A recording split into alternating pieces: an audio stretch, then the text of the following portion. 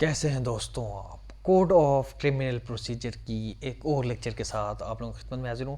اس lecture میں ہم section 53 اور 53A ڈسکس کریں گے۔ سیکشن 53 میں یعنی اگر کوئی شخص گرفتار ہو جاتا ہے، اس کے پاس کوئی ڈیڈلی ویپنز یا آفینسو ویپن ہے، اس کو سیز کرنے کا اختیار اور اس کو سیز کر کے کورٹ یا کسی اتھرائزڈ پرسن کے تحویل میں دینے کے اختیار کے حوالے سے، اور سیکشن 53A جو ہے وہ میڈیکل ایگزامینیشن کے حوالے سے ہے۔ اگر کوئی شخص unnatural offence, rape, attempt to commit rape یا سیکچول ابیوز کے کیس میں وہ ملزم ہے، اس کی ایگزامینیشن کون، کب، کیسے ہوگی، اور یہ رپورٹ کب، کیسے، کس کے ذریعے عدالت میں پیش کی جائے گی۔ سب سے پہلے ایک چھوٹا سا ریکویسٹ ہے کہ ابھی تک اگر آپ نے چینل کو سبسکرائب نہیں کیا، kindly go ahead and hit the subscribe button. چلے جی، اگر کوئی شخص گرفتار ہوتا ہے، وہ کسی بیلیبل، نان بیلیبل اوفینس میں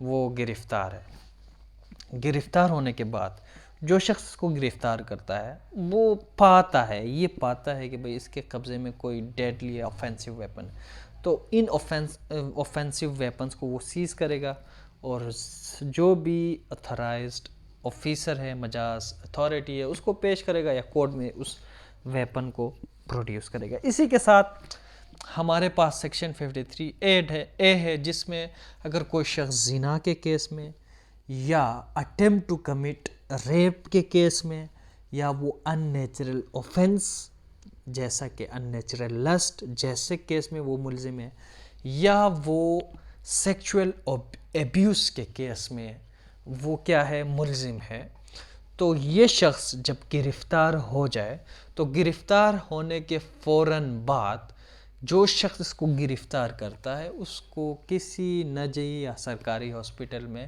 کسی اتھورائزڈ یعنی کسی رجسٹر پریکٹیشنر کے ذریعے اس کی میڈیکل ایگزامینیشن کرے گا۔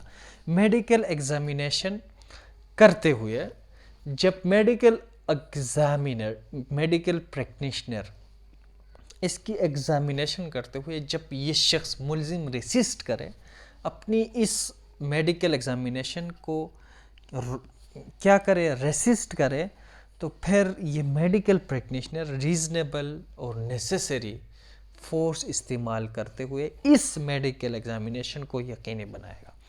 اسی کے ساتھ یہ جو میڈیکل آفیسر ہے ود آؤٹ ڈیلے، کسی بھی تاخیر کی، یہ میڈیکل ایگزامینیشن کو پورا کرے گا اور ایک رپورٹ تیار کرے گا۔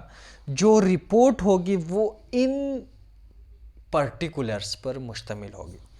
یہ پرٹیکولرز میں سب سے پہلے یہ جو ملزم ہے اس کا نام اور ایڈریس وہ اس رپورٹ میں درج کرے گا، اور اسی کے ساتھ وہ اس ملزم کی ایج وہ لکھے گا، اور جو انجری اس ملزم کو باڈی میں کوئی خراش آئے ہیں، کوئی زخمی ہوئی ہے، ظاہر سی بات ہے اس نے ریپ کی ہوگی تو ریپ کے کیسز میں ہوتا ہے، یا ان نیچرل آفینسز کے کیسز میں کوئی ردی عمل تو ہوگا اس شخص کا جس کے ساتھ، جو وکٹم ہے جس کے ساتھ یہ ریپ ہوا ہے، وہاں اس کے کوئی نشان ہیں، داغ ہیں، وہ اس میں رپورٹ کرے گا۔ اسی کے ساتھ ادر میٹیریل پرٹیکولر ان ریزنیبل ڈیٹیل، اور دوسرے میٹیریل ریلیونٹ ہوتے ہیں اس حوالے سے، جو پرٹیکولر ریزنیبل ڈیٹیل وہ بھی مینشن کرے گا، اور اسی کے ساتھ جو اس کے باڈی سے، اس کے جسم سے جتنے بھی میٹیریل لیے گئے ہیں for the purpose of DNA test,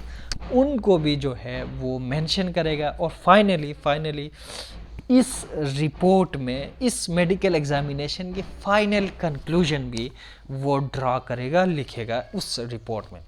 اسی کے ساتھ اس رپورٹ میں وہ کیا کرے گا، کب اس ملزم کو وہاں لایا گیا، یعنی کب ایگزامینیشن شروع ہوئی اور ایگزامینیشن کی ٹائم کب ختم ہوئی، اس ٹائم کو بھی وہ مینشن کرے گا۔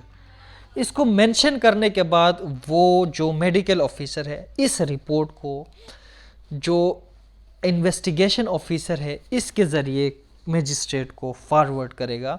جو مجسٹریٹ یعنی جو پبلک پروسیکیوٹر کے ذریعے یہ یعنی دفعہ 173 چالان کی صورت میں جو ہے چالان کے ساتھ یہ میڈیکل رپورٹ بھی اٹیچ ہوتی ہے اور یہ کورٹ میں مجسٹریٹ میں پیش ہوتی ہے. ابھی بات یہ ہے کہ یہ چیز اہم کیوں ہے؟ اہم اس لیے ہے کہ جناب اگر ان میں سے کوئی بھی پرٹیکولر یہاں یہ سیکشن ریکوائر کرتا ہے کہ دیٹ شیل بی مینشن